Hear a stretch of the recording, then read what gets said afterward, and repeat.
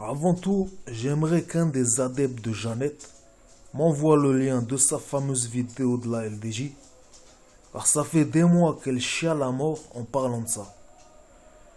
Et moi, j'ai comme l'impression que cette vidéo provient de l'imagination torturée de cet énergumène plutôt que de la réalité. Alors la Jeannette, elle commence calmement son live en parlant vaguement des enfants morts de partout sur Terre. Mais dès qu'elle parle de Al-Aqsa, elle s'emporte telle une démon avant de finir son live par un magistral nique ta mère. Alors après avoir fourbement esquivé le débat, sans même avoir eu la décence de m'en informer, tu reprends les hostilités. Mais à la base, c'est toi qui as déclaré, selon tes propres mots, que le temple des musulmans, c'est pas Mecca, mais c'est à Jérusalem. Et comme tu avais prétendu être ouverte au débat, et que toi-même, tu m'as invité à commenter tes lives, moi j'ai juste demandé sur quoi tu te bases pour abolir Mecca. Et là, tu as commencé à me hagar en m'insultant et me diffamant comme à ton habitude. Or l'insulte et la diffamation, c'est bien connu pour être l'arme des faibles et des lâches, contrairement aux véridiques doués d'intelligence qui, eux, savent laisser la liberté d'expression à leurs contradicteurs. Par exemple, moi, il y a quelques jours, je suis parti commenter un live de Yacine Coronsol, et direct, il m'a proposé de me donner la parole sans protocole ni délai, afin d'échanger sur le conflit. On en a parlé pendant 3 heures, et malgré nos divergences, on s'est respecté mutuellement. Donc nous, on a prouvé que juifs et musulmans peuvent débattre dans la courtoisie, contrairement à toi, la vulgaire racaille belliqueuse. Et moi, même si je partage ni la croyance de Yassine, ni son opinion sur Israël, je suis forcé de lui donner tout mon respect, car il a été honnête, équitable et cohérent. Et d'autant plus que lui, il fait pas que de jacter sur YouTube, mais il a aussi présidé une association et fait des dons aux Palestiniens. Et il m'a parlé de solutions de paix. Donc lui, il donne une bien meilleure image de sa communauté qu'une racaille comme toi qui fait que attiser le conflit pour tenter de faire monter la haine entre les communautés. Également parmi les nombreux sunnites avec qui j'ai eu l'occasion de débattre, que ce soit sur YouTube ou ailleurs, jamais personne ne s'est comporté avec une telle fourberie et méprise comme toi. Donc Jeannette, avant de vouloir toi faire la morale aux croyants, commence par te corriger toi-même, car tu incarnes en rien le monothéisme. Et la voix d'Abraham t'en est à l'opposé.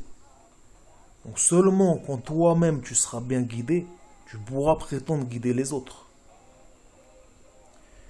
Concernant Jérusalem, c'est comme pour toute chose, il faut remettre les choses dans son contexte.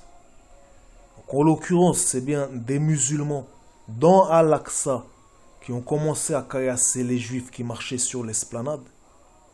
Et si ces musulmans avaient su respecter Al-Aqsa, ils seraient restés pacifiques en tolérant les juifs qui marchaient sur l'esplanade et il n'y aurait rien eu, comme d'hab. Mais étant donné que certains ont agi tels des genoux naprod et qui se sont permis d'utiliser Al-Aqsa tel un bunker, il est normal que les policiers ont été obligés de disperser les agresseurs. Mais toi, la racaille perverse, t'aurais rêvé qu'il n'y ait pas de police et que ces juifs se soient fait lyncher. Ça aurait sûrement soulagé et nourri ton ego démoniaque. Alors toi, tu viens chialer car quelques juifs ont osé marcher sur l'esplanade. Mais pourquoi on t'a pas entendu chialer pour les juifs et le prêtre qui se sont fait lâchement poignarder par des Cisjordaniens il y a quelques jours? Apparemment, à tes yeux, la mosquée Al-Aqsa, elle est plus importante que la vie humaine. Et les communautés ouïghours ou rohingyas, pourquoi elles ne méritent pas que tu ouvres un live où tu chiales un peu pour eux? Car ce qui se passe en Chine ou en Birmanie, c'est un peu plus préoccupant que les quelques tirs de sommation et 3 fumigènes perdus sur l'esplanade. Moi, je te rappelle un fait que tu feins d'ignorer, c'est qu'il y a eu plus de morts parmi les musulmans de Birmanie en 1 an que en 20 ans de conflit israélo-arabe. Alors toi, la palestinolâtre qui trouve le moyen de calomnier Israël chaque jour, mais qui parle jamais des problèmes bien plus sanglants, n'oublie pas que t'es ni israélienne, ni palestinienne, mais rien d'autre qu'une Marocaine exilée, passée maître en hypocrisie.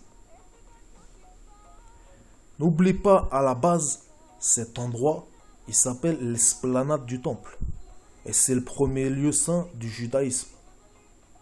Donc toi, si tu cautionnes l'apartheid qui voudrait que cette esplanade soit interdite aux non-musulmans, déclare-le clairement au lieu d'effacer ton live.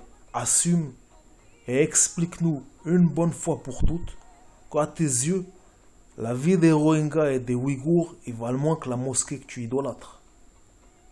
Et sors de ta zone de confort parisienne et va prier sur place toi-même à Al-Aqsa si t'es vraiment une croyante. Et si t'as la flemme de déplacer ton terma, prends exemple sur ton petit frère Yassine et envoie des dons. T'as bien nourri les SDF de Paname tout l'hiver, non? Et si je me trompe et que tu voudrais que les juifs puissent accéder à cette esplanade sans se faire lyncher, alors cesse ton inversion des valeurs et commence par faire ce que toi tu demandes aux autres, à savoir prendre position et déclare-le ouvertement. Car pour l'instant, tes actes et paroles montrent exactement l'inverse.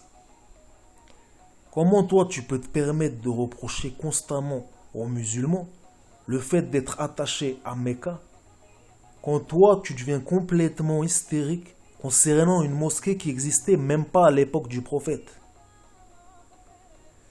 Donc tout ça, c'est juste et seulement des preuves supplémentaires confirmant l'incohérence totale de tes faux discours concernant le fait que s'attacher à une terre ou des pierres c'est de l'égarement et concernant la pseudo-union spirituelle sous laquelle tu camoufles ta véritable croyance matérialiste.